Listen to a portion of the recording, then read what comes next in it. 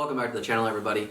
Today's video is going to be on Terminator Dark Fate and why it was a major box office flop and why it's probably not going to be continuing after this either ever or for a very, very long time. And so looking into the video, if you guys haven't seen it, this video is going to be full of spoilers. If you guys have seen it, I've seen most of it. I didn't actually watch it in the theaters. I watched it on Fire Stick because with everything that I've read on this movie, I wanted to see a couple of reviews on YouTube before I make a decision, and with just how trash it is, I'm not paying into it. Criticize me for that if you want. I don't care. But the main thing with this video is, why was Terminator such a flop? And it's because James Cameron doesn't have much interest in actually continuing the story, because it's a lot easier to take a previous story, cover it and make it look new and advertise it, than to actually come up with something creative and to actually further push the story. Because at this point, how many Terminator movies have we had where one Terminator comes back? How many times have we had the situation of Terminator comes back, then you have the antagonist and protagonist both come back from the future, and John Connor needs to be saved. How many times are we going to see that before the audience is like, all right, we're tired of this, where is the future war that we have been hinted in since the first movie? And if we were to actually get the movie that we wanted, granted, it would make a lot of money because it's exactly what we want. It's exactly what we need to continue the story. That, or if we have not just one Terminator, but all the Terminators come back and fight in our time, that would be a success. That actually would be an awesome movie. But we're not going to get that because then the franchise is over. But if you watch Terminator Dark Fate, you know the franchise is over. It's literally a mashup of Terminator 1 and Terminator 2. With a few subtle hints of the other Terminator movies in it as well. What do you get? You have big car chase. You have, the Terminators die together, or within, minutes apart, just like in all the other movies. And this one, it's just, what was the point in killing John Connor? What were you getting story-wise out of it? Looking at the movie, it's ridiculous to kill the only person that mattered throughout the entire series. And you killed him in the first 3 minutes. He didn't even have a line. Arnold just shows up, shoots him, kills him, and Arnold walks off. Linda Hamilton goes to confide in, John's last breaths. It's ridiculous. This whole series has now gone to the birds. It's horrible. Looking at the movie, how many callbacks do you have to do before you realize, as a director, producer, and actors, this is all just callbacks? And that's also a basic question. Is Hollywood actually creatively, out of ideas to where they can't come up with a new story? They have to bank on the older ones to be able to have something to make. It's so bad for the fans because they paid, with their money that they go and work every single day to watch this trash. And that's why Terminator even failed at the box office in the first week. Is $100 million flopped. It's just bad. The car chase, they're getting chased by the Rev 9, is a call to, all the Terminator movies. And then you have, the characters are saying callback lines by having to switch it up. There's all kinds of things behind the scenes that you guys probably won't understand unless you really dig too deep into it.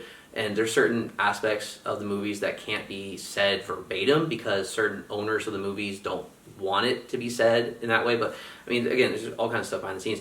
But even the last scene is a call to Terminator 2 when Linda Hamilton is watching herself with John and Judgment Day happens and they all burn, from the nuclear blast. They all become disintegrated. The last scene is Danny Ramos' character looking through the fence, just like Sarah did. It's the same crap. And even when she leaves in the Jeep, it's instead of where in Terminator 1, she's leaving with the Savior, pregnant with him, she's leaving sitting shotgun to the Savior driving away. And why is Danny Ramos now the new Savior? Why is John Connor killed off? And it has nothing to do with, gender, race swapping. I don't care. The main thing is, you killed off the only person that mattered. Why is this new person who has had nothing to do with any of this, no experience in fighting, no anything, and now this is the savior of humanity? Someone we're being introduced to, and you're force feeding us this person. Like, hey, we picked this person, you need to like her. You need to like this person. Not even just like her, just like this person. Why? What is the point? And then the Rev 9 in the trailers, just nothing but getting his ass kicked. The entire time, even when he splits, he's just getting his ass handed to him. And, belittling Arnold's character, despite he doesn't have a major role in this movie, just belittling him so much. And of course, he's the one that kills the Rev 9. And even calling to Terminator 3, where, it's the power pack that, explodes. This whole movie is just a mashup of all the other movies disguised as, hey, new product, this is new, like it. I mean, the script was so ass for 3. Why do you think Linda Hamilton's character died of pneumonia? Why do you think she didn't want to be a part of it? It's just trash. I mean, James Cameron has gone on record to say that he hated how he killed off a lot of his main, aliens characters, how it's stupid to have them die, especially at the very beginning of the movie, and now you have to sit through the whole movie to think, like, why is that necessary? Why did this have to happen? Because this is the point of the movie. And now you're just force-feeding us this new character. Why is that? What are we supposed to get story-wise from this?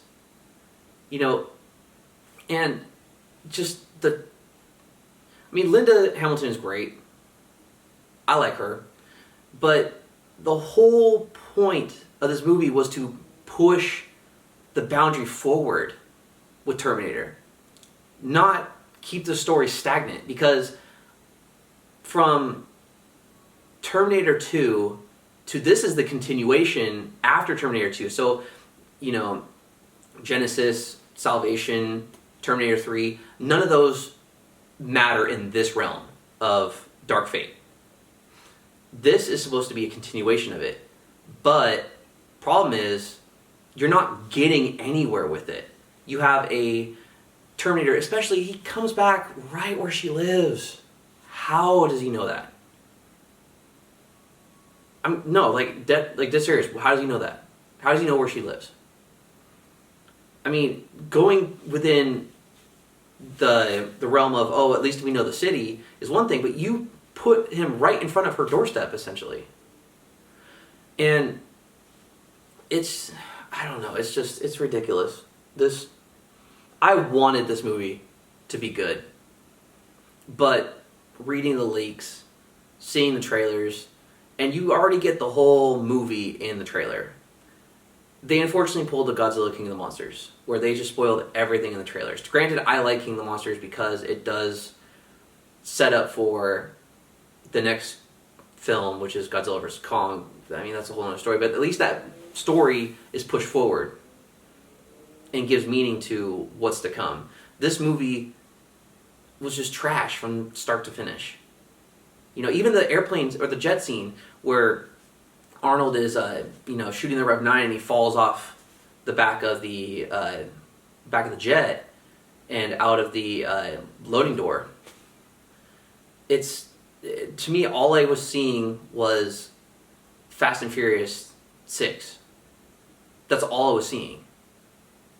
That airplane chase. There's so much of a lack of creativity with this movie, and I just don't truly get it. I don't understand why this movie was even made. other than to try to just capitalize on making yourself think that your audience is stupid. Oh, well, they'll never realize this. They'll never see this. Let's just make it. Screw it. But sales prove otherwise. And so if the Terminator franchise is to continue, we as fans need the movie that we deserve, or it's going to flop again. So, but I mean, it's kind of just a ramble video, but with, Terminator Dark Fate doing so poorly at the box office, what do you guys think? What did you think if you saw it? Did you share similar feelings about it? If you haven't seen it, why haven't you seen it? And are you going to? Just let me know in the comments below. I'm curious because this movie it had such good build-up. But with each passing trailer and each new leak for how the movie's going, it just was getting worse and worse and worse. And especially they shot themselves in the foot by releasing it outside the US first. Not that that's a problem, but they released it first before the US 2 weeks prior, and then released it in the US. So all these people got to say around the world, hey, this movie sucks. And that's why domestically, I think it was first weekend, they only made like $29 million. This movie had a $200 million budget. Your first weekend is $29 million. To even profit, especially because marketing, you have to double the cost of what it was. So it'd be $300 to $400 million as far as marketing, especially with how much they did. And you have to surpass that to even start profiting off the movie. It was terrible. So again, what do you guys think? Let me know in the comments below. If you like this video and want to see more, go ahead and hit the subscribe button and hit the bell notification to be notified whenever a new video goes up. If you like this video, please go ahead and give it a like and a share. It does a lot more than you guys think it does and really helps me out just to keep the channel going. And I will see you guys in the next video. Take care.